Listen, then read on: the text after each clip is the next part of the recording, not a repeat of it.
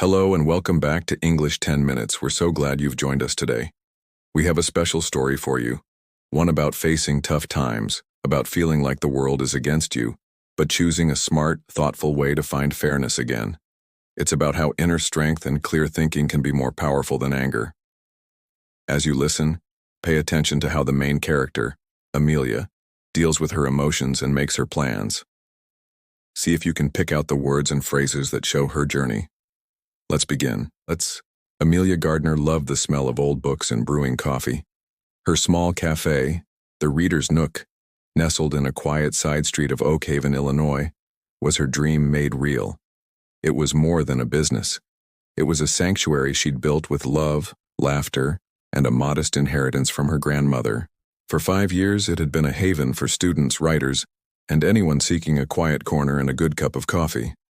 Her husband, David, a charming financial advisor, had always seemed supportive, handling the cafe's finances while Amelia managed everything else. Her best friend, Clara, a vibrant artist, was a constant presence, her paintings adorning the cafe walls. Life felt complete. Then, the floor fell out from under her world. It started subtly. David became distant, often working late. Clara seemed evasive. Amelia, trusting and kind-hearted, brushed off her concerns. Until the day she found the letter. A final eviction notice for the Reader's Nook. Confused, she logged into their joint account. It was nearly empty. A frantic search through David's office files revealed the devastating truth. A series of systematic withdrawals, transfers to an unknown account, and, tucked away, loan documents for the cafe she'd never signed, with her signature expertly forged. The final crushing blow was a photo on David's locked computer screen. David and Clara, laughing on a beach, a "congratulations on your new venture" banner visible in the background. They hadn't just stolen her money, they'd stolen her dream, her trust, her closest relationships. The cafe, her cafe, was now legally theirs, purchased with her own inheritance, leaving her with nothing but debt and a shattered heart. The initial days were a blur of pain. Amelia felt like a ghost in her own life. Despair was a heavy cloak, making it hard to breathe. How could David, the man she'd loved, and Clara, her sister in all but blood, be so cruel, so calculated? She pictured them in her cafe, profiting from her ruin. A raw, burning anger pulsed through her, screaming for revenge. She imagined public confrontations, social media exposés, screaming matches. She even found herself looking up lawyers who specialized in aggressive tactics. The desire to see them suffer as she was suffering was a potent, dark force. She spent weeks adrift in a sea of grief and fury. She ate little, slept less. The world seemed gray, its colors leached by betrayal. One afternoon, staring blankly at her reflection, tired eyes, tangled hair, a memory surfaced. Her grandmother, a woman of quiet strength, saying, "Anger is a hot coal, Amelia. Hold on to it, and you're the one who gets burned. Justice needs a cool head and a steady hand." That was the Giot Nuok Tranli, the overflowing drop. The exhaustion, the pain, the raw anger, it all coalesced into a single, cold point of clarity. Revenge felt good in her imagination, but it wouldn't heal her. It wouldn't restore her self-respect. She was a good person, an intelligent woman. She wouldn't let them drag her down to their level. She would fight, yes, but she would fight smart. She would seek justice, not just vengeance. The path ahead would be difficult, requiring patience and precision, but a flicker of her old determination returned. Amelia, though a lover of literature and not law, possessed a keen, analytical mind. Her first step was to stop crying and start thinking. She knew she couldn't afford a high-powered lawyer immediately. She had to gather her own ammunition. She remembered David often boasted about being too clever by half with finances, and Clara, for all her artistic flair, was notoriously disorganized and loved to share details of her life online, perhaps too many details. Her plan began to form not in a flurry of emotion, but with the careful precision of a chess player. She started by meticulously going through old bank statements, emails, and any cafe-related paperwork she still possessed. She was looking for discrepancies, for anything David in his arrogance might have overlooked. The cafe under David and Clara's management was rebranded as The Artful Bean. Amelia avoided it, the sight too painful. But she needed information. She enlisted the help of old, loyal customers, people who missed the reader's nook and Amelia's warm presence. One was Mrs. Henderson, a retired accountant with a sharp eye. Another was Ben, a quiet college student who practically lived at the old cafe and had a knack for computers. Mrs. Henderson, under the guise of a curious local, visited the Artful Bean several times. She observed their operations, noting their new, expensive espresso machine and high-end furniture, purchases that seemed extravagant given the cafe's supposed recent takeover. Ben, meanwhile, did some discreet online digging. Clara, true to form, had posted numerous photos on her social media, her and David on lavish business trips, boasting about their success. Crucially, she'd posted a photo of a new painting series she was launching at our grand reopening, dated before the official sale of the cafe was finalized, and before Amelia knew anything. It was a small slip, but potentially significant. Amelia's core strategy focused on the fraudulent loan and the systematic draining of her inheritance. David had been careful, but not careful enough. He'd used a small, less reputable online lender for the forged loan, probably thinking it would be harder to trace or easier to manipulate. Amelia spent days researching this lender, their terms, and any complaints against them. The breakthrough came from an unexpected source. While sorting through a box of her grandmother's belongings, mostly for sentimental reasons, Amelia found an old leather-bound journal. Tucked inside was a faded deposit slip, the original wire transfer of her inheritance into the joint account, clearly marked initial capital for cafe venture, A. Gardner. It was dated a week before David had claimed he secured the initial funding. This, combined with Clara's premature social media posts and Mrs. Henderson's notes on their lavish early spending, began to paint a picture of premeditated fraud, not just a business deal gone sour after an affair. The tension was immense.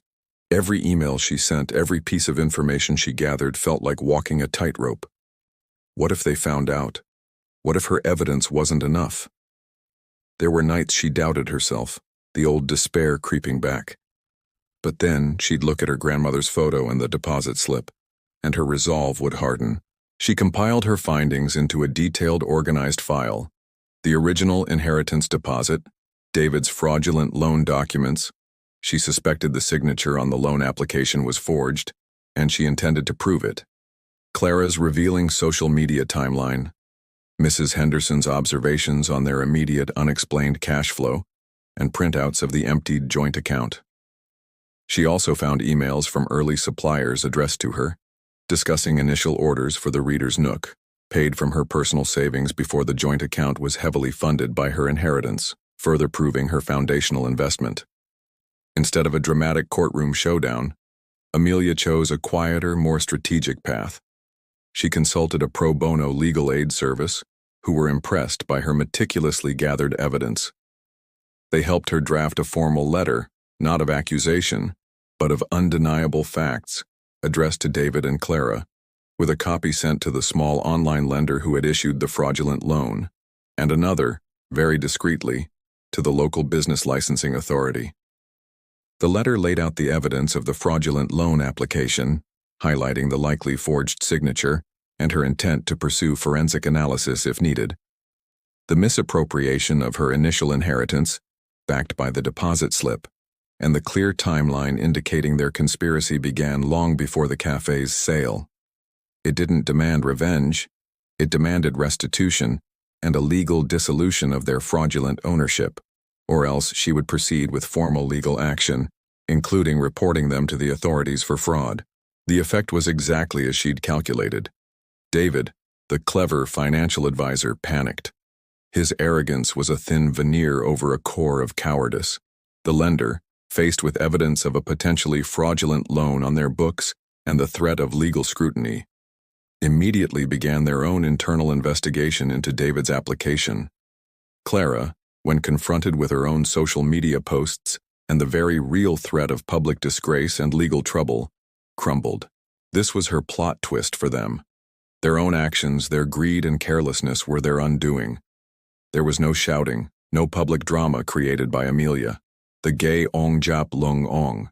Their own scheme unraveled because of their haste and overconfidence. Within weeks, faced with overwhelming evidence and pressure from the lender, David and Clara buckled. Their lawyer advised them to settle.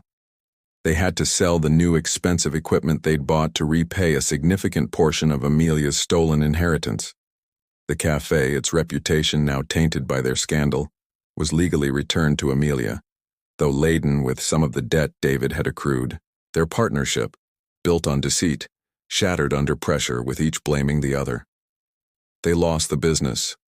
Their reputations in the small Oakhaven community were ruined, and they faced ongoing investigations from the lender and potentially the tax authorities due to irregularities Amelia's evidence had hinted at. Amelia didn't feel the wild elation of pure victory, nor the bitter satisfaction of revenge. Instead, a profound sense of peace settled over her. She had faced betrayal and fought back not with fire, but with focused intelligence and an unwavering moral compass. She had her cafe back, though it would take time and hard work to rebuild its finances and its spirit. More importantly, she had reclaimed her dignity and her belief in herself. The Reader's Nook reopened a few months later. The walls were repainted, the old comfortable chairs returned. The aroma of fresh coffee and old books once again filled the air. Her loyal customers returned, bringing with them a wave of quiet support. Amelia, older and wiser, greeted them with a genuine smile. She knew life could be unfair, but she also knew the quiet, enduring power of resilience and the satisfying clarity of justice sought with a steady, intelligent hand. She had lost a husband and a friend, but she had found a deeper strength within herself. The fight had been hard, but the peace she found was real, earned not by crushing her enemies, but by calmly, meticulously, and intelligently reclaiming what was rightfully hers. And that's the end of our story, The Hummingbird's Gambit. Amelia's journey shows us that even when we face terrible unfairness, we can choose how to respond. She chose intellect and patience over immediate anger. What did you think of her approach? Did any parts of her emotional journey feel familiar to you? Remember, the path to justice isn't always loud. Sometimes it's the quiet, steady efforts that bring the most meaningful results. Thanks for listening to English 10 Minutes. We hope this story gave you some interesting things to think about, and maybe some new vocabulary too. Join us next time for more. Bye for now.